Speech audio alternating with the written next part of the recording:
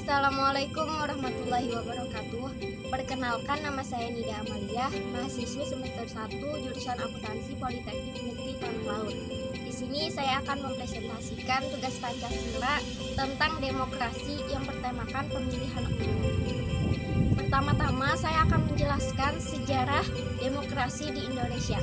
Berawal dari dilantiknya Soekarno-Hatta sebagai presiden dan wakil presiden sehari setelah dideklarasikannya proklamasi negara Indonesia, yaitu pada tanggal 18 Agustus 1945. Pada saat itu, pemerintah Indonesia belum mengatur sistem apa yang dianut oleh negara Indonesia. Presiden dan wakil presiden pun pada saat itu masih mencari sistem apa yang sekiranya cocok untuk dianut dan dijalankan oleh negara ini.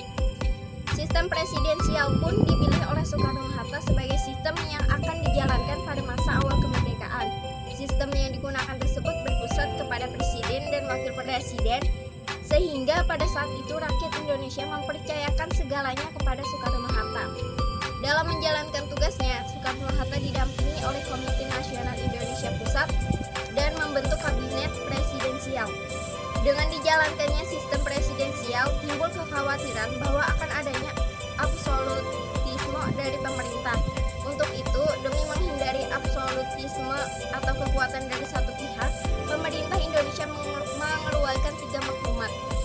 Pertama, maklumat Wakil Presiden nomor 10 tanggal 16 Oktober 1945 yang berisikan perubahan KNIP menjadi lembaga legislatif. Kedua, maklumat pemerintah tanggal 3 November 1945 tentang pembentukan partai-partai politik. Ketiga, maklumat pemerintah tanggal 14 November 1945 tentang perubahan sistem pemerintahan dari sistem presidensial ke sistem parlementer. Sistem parlementer pun dianut dan kedaulatan sepenuhnya digenggam oleh rakyat. Dalam berjalannya sistem ini, presiden membentuk satu kabinet lagi. Namun kabinet ini tidak berjalan lama. Hal itu disebabkan oleh banyaknya tantangan yang masih harus dihadapi oleh Indonesia, baik dari dalam maupun dari luar. Salah satunya adalah adanya keinginan Belanda untuk kembali ke Indonesia. Berbagai perjanjian dilakukan untuk menengahi konflik antara Indonesia dan Belanda. Perjanjian Linggarjati, perjanjian Renville, dan perjanjian Royen. Namun perjanjian tersebut tak kunjung menemui jalan tengah. Berbagai perjanjian dilakukan untuk menengahi konflik, hingga pada akhirnya Perserikatan Bangsa-Bangsa turun tangan untuk menengahi konflik antara kedua negara dengan mengadakan konferensi meja bundar. Konferensi ini diselenggarakan di Den Haag, Belanda tanggal 23 Agustus hingga 2 November 1949. Dengan koneksi langsung ke kerajaan Belanda yang dimiliki Indonesia mengubah namanya menjadi Republik Indonesia Serikat. Pada masa ini, Indonesia terbagi menjadi beberapa negara-negara bagian dan sistem kepemimpinan dan pemerintahan pada era RIS pun berubah. Sistem yang dijalankan selama RIS memang membuat posisi Indonesia menjadi lemah. Namun, kondisi Indonesia yang pecah dan terbagi ke beberapa bagian ini akhirnya terlalui dengan umur yang hanya sebentar. Sistem ini hanya berjalan selama 1 tahun. Ada banyak negara bagian RIS yang tidak puas dengan berlangsungnya sistem ini. Negara-negara bagian tersebut mengusulkan untuk kembali menjadi republik. Pada tanggal 15 Agustus 1950, usulan untuk kembali menjadi republik diterima oleh Presiden Republik Indonesia Serikat, Soekarno. Lalu pada tanggal 17 Agustus 1950 dengan ditandatanganinya Undang-Undang Dasar Sementara Republik Indonesia sebagai pengganti Undang-Undang RIS, sistem republik pun kembali dijalankan oleh Indonesia. Tidak ada lagi nama RIS, tidak ada lagi negara-negara bagian di dalam satu negara Indonesia. Sampailah kita ke sistem yang menjadi pokok tulisan ini, yaitu demokrasi. Dengan dibubarkannya RIS sejak tahun 1950, Indonesia sudah menganut sistem demokrasi. Namun demokrasi yang dianut Indonesia pertama kali adalah demokrasi liberal. Berjalannya sistem demokrasi ini menemui berbagai penyesuaian. Demokrasi liberal dianggap tidak cocok dijalankan di Indonesia, sehingga Soekarno sebagai presiden mengeluarkan dekret Presiden 5 Juli 1959 yang menjadi penanda dijalankannya sistem demokrasi terpimpin. Kemudian sistem ini berubah kembali seiring turunnya Soekarno dari bangku kepresidenan Indonesia. Setelah berbagai kejadian terjadi, salah satu G30 SPKI masa pemerintahan Soekarno dengan demokrasi terpimpinnya pun berakhir. Soekarno pun mengambil alih kursi kepemimpinan Indonesia dengan menjalankan sistem demokrasi Pancasila. Latar belakang pemilihan umum. Pemilu dalam negara-negara demokrasi termasuk di Indonesia merupakan suatu proses yang meletakkan kedaulatan rakyat sepenuhnya di tangan rakyat itu sendiri melalui sistem pergantian kekuasaan secara damai yang dilakukan secara berkala sesuai dengan prinsip-prinsip yang digariskan oleh konstitusi. Prinsip-prinsip dalam pemilihan umum yang sesuai dengan konstitusi antara lain prinsip kehidupan ketatanegaraan yang berkedaulatan rakyat atau demokrasi, ditandai bahwa setiap warga negara berhak ikut serta dan aktif dalam setiap proses pengambilan keputusan bernegara. Pemilu merupakan salah satu usaha untuk mempengaruhi rakyat secara persuasif atau tidak memaksa dengan melakukan kegiatan retorika, public relation, komunikasi massa, lobby, dan lain-lain kegiatan.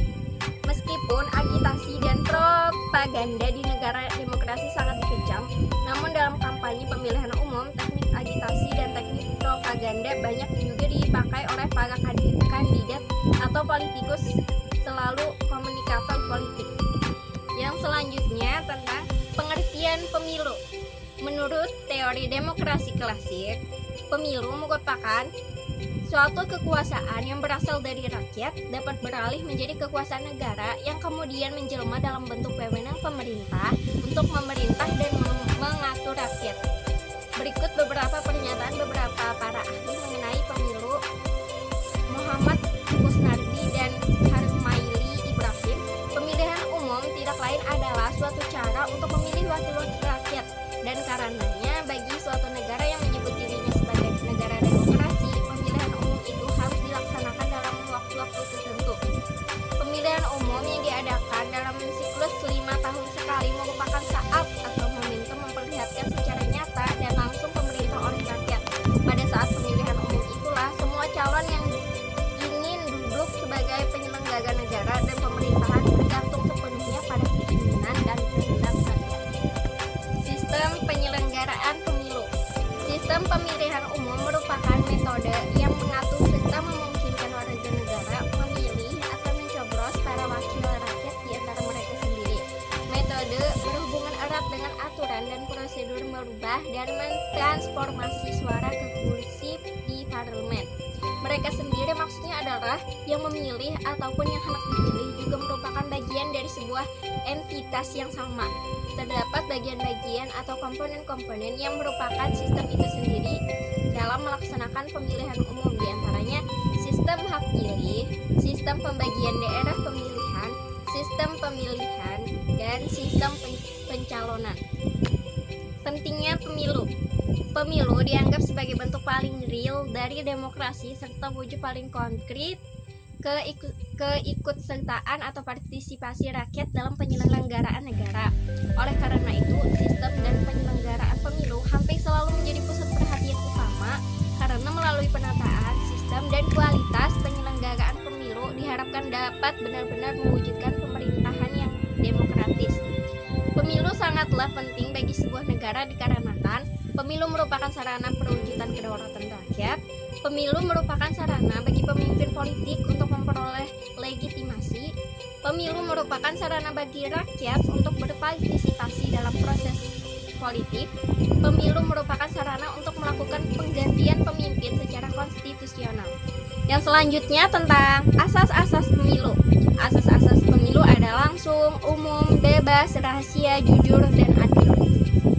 Langsung berarti masyarakat sebagai pemilih memiliki hak untuk memilih secara langsung dalam pemilihan umum sesuai dengan keinginan diri sendiri tanpa adanya perantara. Umum berarti pemilihan umum berlaku untuk seluruh warga negara yang memenuhi persyaratan tanpa membeda-bedakan agama, suku, ras, jenis kelamin, golongan, pekerjaan, kedaerahan, dan status sosial yang lainnya. Yang ketiga, bebas. Bebas berarti seluruh warga yang memenuhi persyaratan sebagai pemilih pada pemilihan umum. bebas menentukan siapa saja yang akan dicoblos untuk membawa aspirasinya tanpa ada tekanan dan paksaan dari siapapun. Yang selanjutnya rahasia, berarti dalam menentukan pilihannya, pemilih dijamin kerahasiaan pilihannya. Pemilih memberikan suaranya pada surat suara dengan tidak dapat diketahui oleh orang lain kepada siapapun suaranya diberikan. Jujur berarti semua pihak yang terkait dengan pemilu haruslah bertindak dan juga bersikap jujur sesuai dengan peraturan perundang-undangan yang berlaku. Adil berarti dalam pelaksanaan pemilu, setiap pemilih dan peserta pemilihan umum mendapatkan perlakuan yang sama, serta bebas dari kecurangan pihak manapun. Kesimpulan dari demokrasi yang bertemakan pemilu tadi, di dalam negara demokrasi, pemilihan umum merupakan salah satu unsur yang sangat vital karena salah satu parameter mengukur demokrasi tidaknya suatu negara adalah dari bagaimana perjalanan pemilihan umum yang dilaksanakan oleh negara tersebut. Demokrasi adalah suatu bentuk pemerintahan oleh rakyat.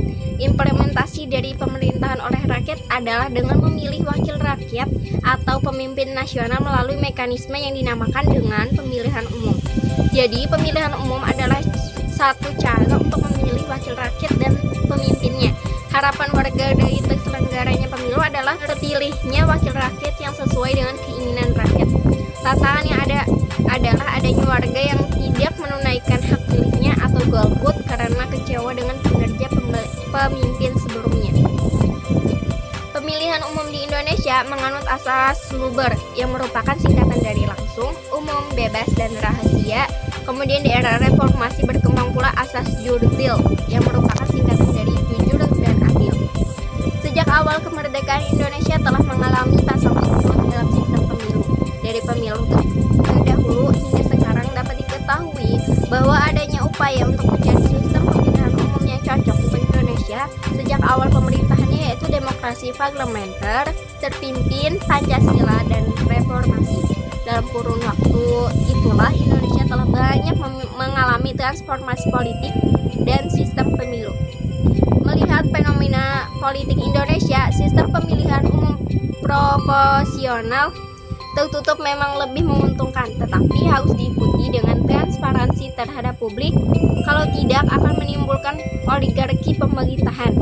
Pada akhirnya, konsolidasi partai politik dan sistem pemilihan umum susah berjalan dengan baik. Akan tetapi, itu belum berarti kehidupan kepartaian Indonesia juga sudah benar-benar siap untuk memasuki zaman global. Sejumlah kelemahan yang bisa diinventarisir dari kepartaian kita adalah rekrumen politik, kemandirian secara pendanaan, kohesivitas internal, dan kepemimpinan. Saran: seiring dengan perkembangannya zaman, perkembangan kehidupan politik Indonesia semakin kompleks. Diharapkan dengan semakin banyaknya pengalaman dan perkembangan politik Indonesia dapat menciptakan stabilitas nasional. Tugas pembangunan kehidupan politik pada masa yang akan datang bukan hanya tugas partai politik saja, tetapi semua elemen pemerintahan dan tidak ketinggalan masyarakat juga harus ikut berpartisipasi mengembangkan perpolitikan di Indonesia. Manajemen dan kepemimpinan juga harus terus ditingkatkan. Ongkos politik yang tidak terlalu mahal dan transparansi terhadap publik harus dikembangkan dan ditumbuhkan dalam kehidupan berbangsa dan bernegara agar stabilitas nasional dan politik kita semakin kokoh. Sekian yang dapat saya sampaikan. Terima kasih atas perhatiannya. Wassalamualaikum warahmatullahi wabarakatuh.